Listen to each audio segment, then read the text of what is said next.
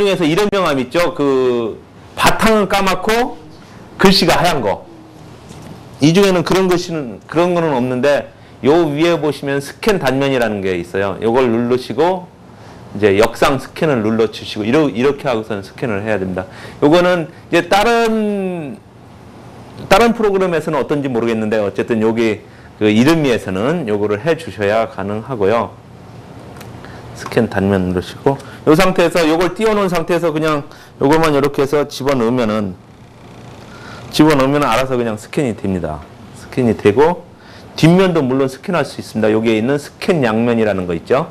뒷면을 스캔을 할 수가 있고요.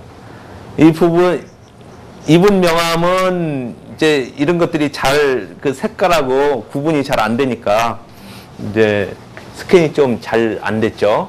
안 됐는데 이런 경우에는 이름을 이렇게 해가지고 이름 그럼 이렇게 입력이 되는데 이 앞뒤에 뭐 이상한 것들이 있으니까 이제 이런 것들도 다 스캔이 돼서 이렇게 나온 거고요.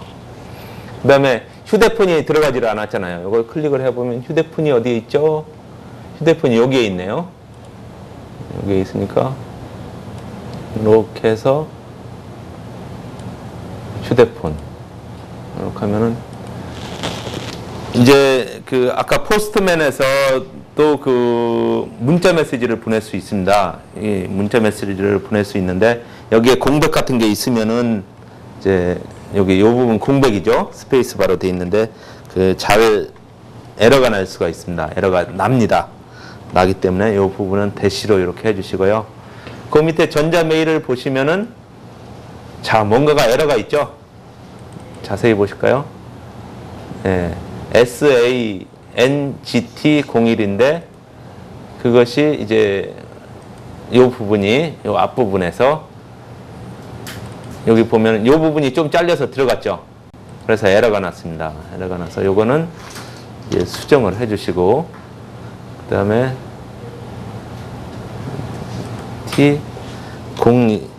공하고 영문자 5하고 잘 구분을 못하는 측면이 있어요. 이제 최근에 요게 제가 산 게 한 3년 4년 정도 됐거든요. 3, 4년 됐는데 최근 것은 저는 인식률이 아무래도 좀 더 좋아졌을 거예요. 좋아졌을 텐데 어쨌든 간에 제가 갖고 있는 건 그렇고요. 요거 보시면은 여기 칼라로 돼 있죠. 칼라로 돼 있는데 흑백도 있습니다. 흑백은 그 스캐너 비용이 한 8만 원, 9만 원 이 정도면 살 수가 있습니다. 그 중고도 있던데요. 중고는 한 6만 원? 뭐 이렇게 나오고 있어요.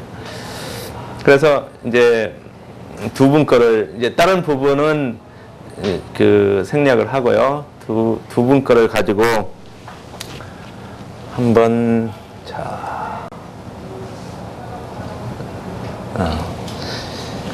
요거를 말씀을 드릴게요. 지금 스캔하는 방법을 말씀을 드렸죠. 그 다음에 저는 요 이름을 가지고 뭐를 하냐면요. 저는 주로 그 사무실에서 앉아가지고 업무를 보는 경우가 많습니다. 컴퓨터 앞에서. 그렇기 때문에 그리고 또 전화가 오는 경우가 많아요. 그래서 저 같은 경우는 전화가 딱 오면은 여기에 그 발신번호 딱 찍히잖아요.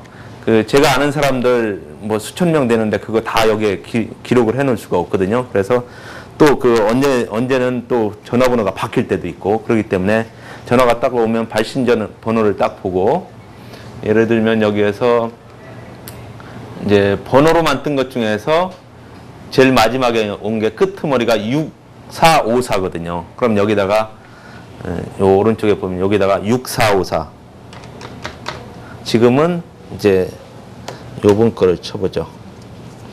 이상태님께서 저한테 전화를 주셨다고 가정을 하고 9417을 한번 쳐보겠습니다. 9417을 딱 치고 엔터를 딱 누르면은 이제 저분께 검색이 되는 거예요. 그러면은 9417이라는 번호를 쓰고 있는 사람은 여러 명일 수가 있겠죠. 그런데 그렇게 많지는 않습니다. 한 두세 명 많아야.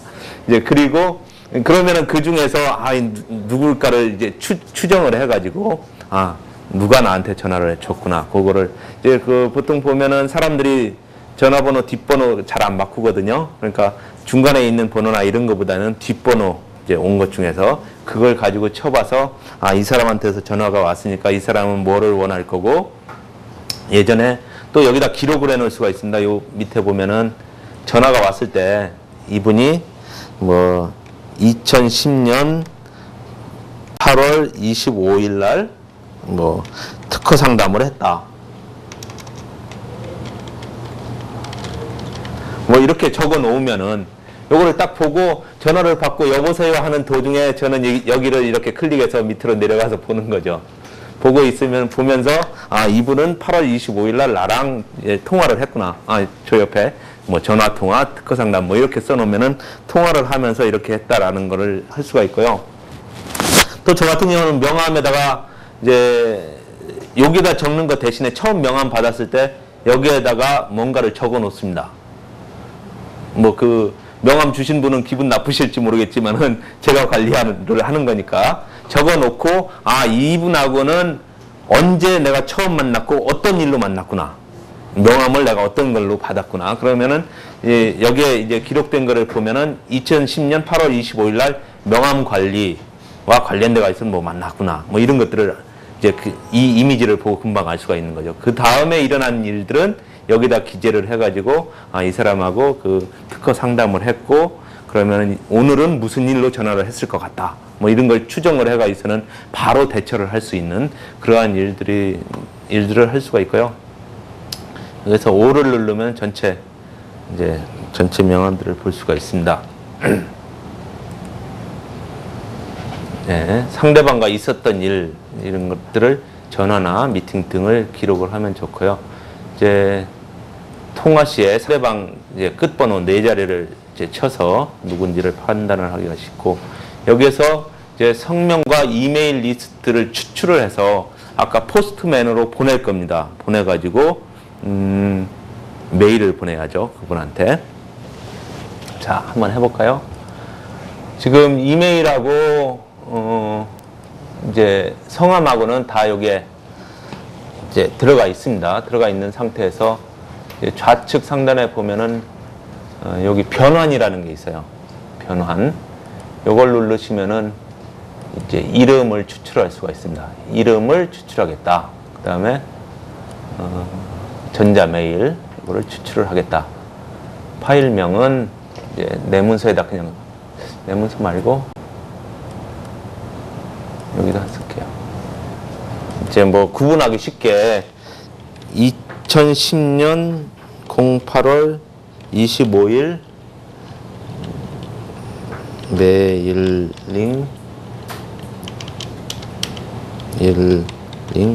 리스트. 네, 이렇게 하시면은 2010년 8월 25일 날 내가 그 메일을 보낼 때 이제 추출한 메일이란 이메일 주소란 뜻이죠. 이렇게 해서 저장을 누르시고 요 위에 보면 리스트에서 선택한 명함 현재 선택된 건 요 최미건님 하나밖에 없거든요. 그게 있는데 그거 말고 모든 명함을 예를 들어서 이제 1000명이면은 여기에 있는 1000명이 다 추출이 될 겁니다. 모든 명함하고 그 상태에서 변환하기를 누릅니다.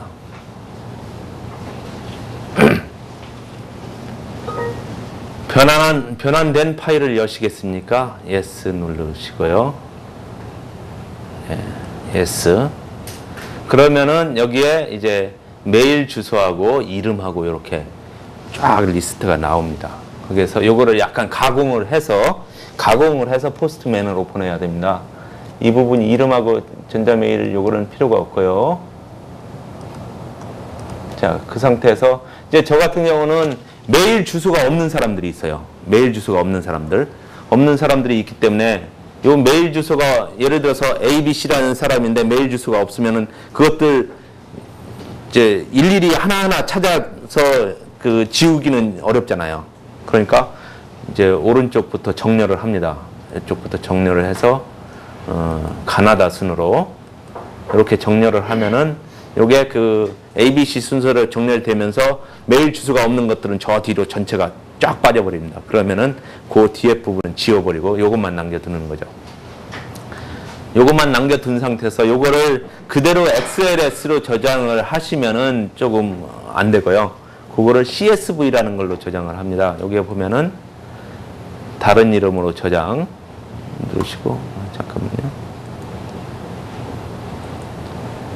다른 이름으로 저장해서